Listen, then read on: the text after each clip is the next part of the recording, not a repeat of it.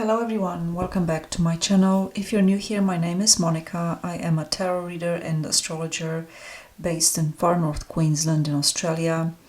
And today I'm going to be talking about, a really crucial or important aspect of tarot readings. It's also one of the best skills to develop in terms of doing a tarot reading. I think it's one of the most important ones personally. And I'm going to do that via looking at a recent example of a reading that I've done that I was looking at like a multiple choice. And I did this reading using Tarot of the 78 Doors. If you haven't seen these cards, these card backs before, this is the deck here. It's, in my opinion, a really fantastic little deck. One of those really unusual, quirky ones from Los Caribbean. It's been out for a long time. I'm not sure if it's out of print or not, to be honest, but I personally have found this deck to be so good for readings. So anyhow, that's the deck that I used. And the question was,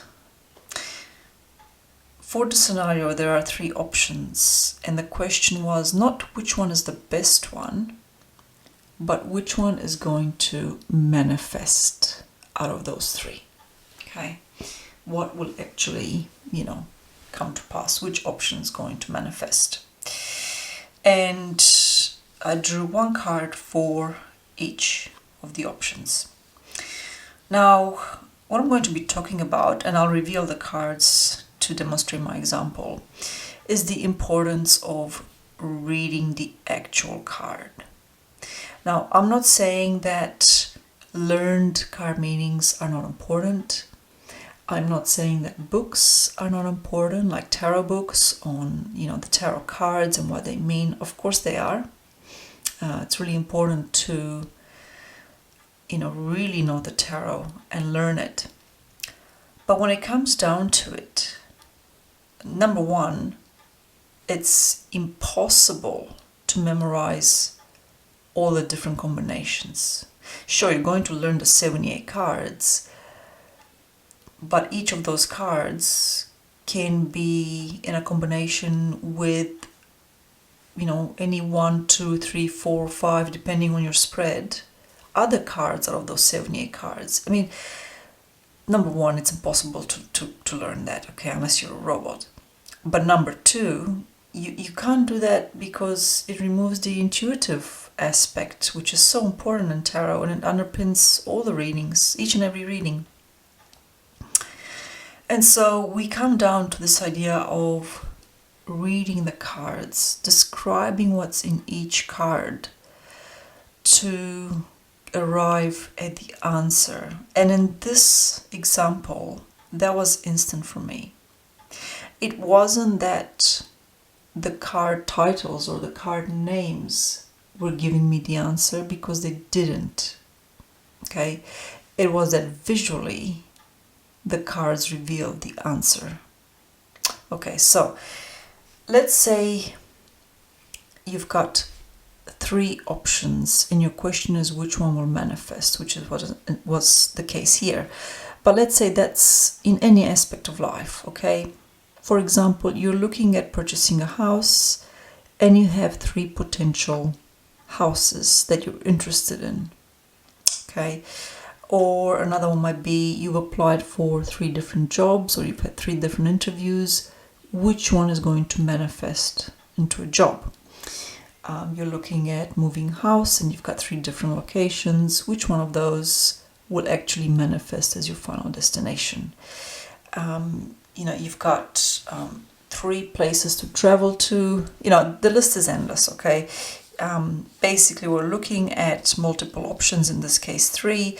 And the question was which one will manifest. And these are the cards that I obtained. Let me turn them over.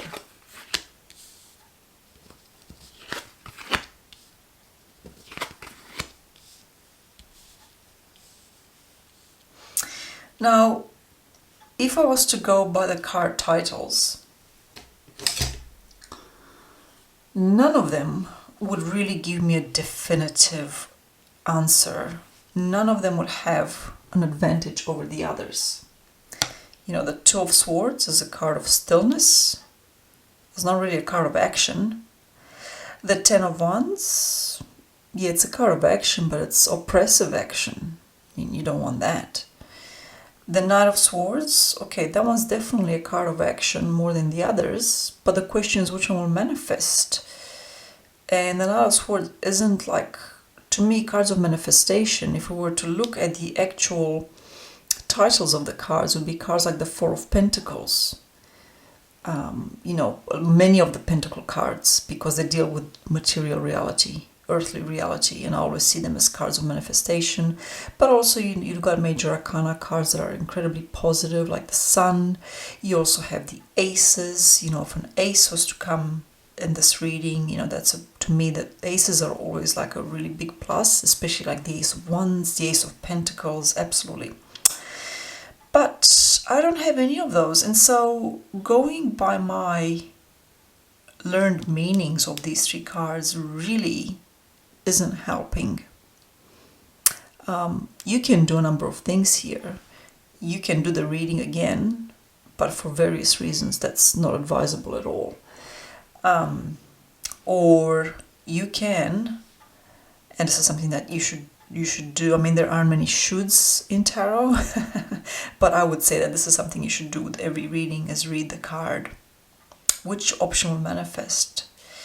Well, the middle one, you've got a blockage, okay? You've got two people trying to meet up, trying to connect, trying to touch each other, to break through this barrier, but it's not happening, right? They're blocked. This is a card of blockage, all right, visually speaking, all right? Okay. The last card, the Knight of Swords, I mean, look at this knight. And yes, this is a quirky deck. This is what I mean by it. It's got like different time periods and really strange visuals, but I love it. It's really nicely done. And this one, I mean, there is no way that this centaur, no matter how strong it is, will actually break through, right? This door here is bolted into this structure, right? Nothing will, it's immovable, all right? But look at the Two of Swords. What have we got here? We've got a lady opening up her door to find a baby outside in the rain. So symbolically, this is about finding a new opportunity or a new beginning or something that's like at the beginning. Furthermore, there is no barrier between the characters here. There's nothing. In fact, it's a really welcome sight. I mean, she's looking shocked, as anybody would be. But, she's going to take in this baby. We all know that's going to happen, all right? Because that's what a human being would do. And that's what human beings have done since time immemorial, whenever they've been faced with this situation. And this, to me, speaks of an opportunity, okay? Because they have an opportunity to look after something that's new, all right? So, straight away, this option is the one that stands out as being able to manifest over the other two. Because the other two are just showing something that's blocked and immovable, okay, and it's not going to happen. And yet in this Two of Swords, here we have this reconnection, all right, or this connection really with this lady and the baby. So reading the card is so important in tarot.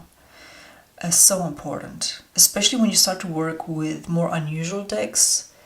And that's what I talk about, flexing your intuitive muscles. Decks like these, and there's loads of them out there, that don't necessarily follow the card meanings in a literal way. You know, they add variety in their visual depictions. They add interesting nuances and quirks and things like that. They can be very testing, and some more so than others. I like this deck because it shows scenes from day-to-day life. Well, maybe not so much the centaur.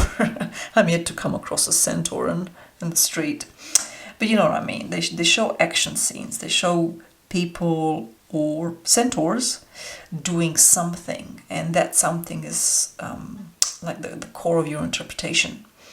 Okay, so I really wanted to come on today and to use this example because I thought this is actually an excellent example to demonstrate what I mean about the importance of your intuition, the importance of reading the card and not relying on learned meanings. But of course, I'm not saying ignore what the books, you know, are writing about the cards and the card meanings. I'm not saying that at all. That, of course, is important.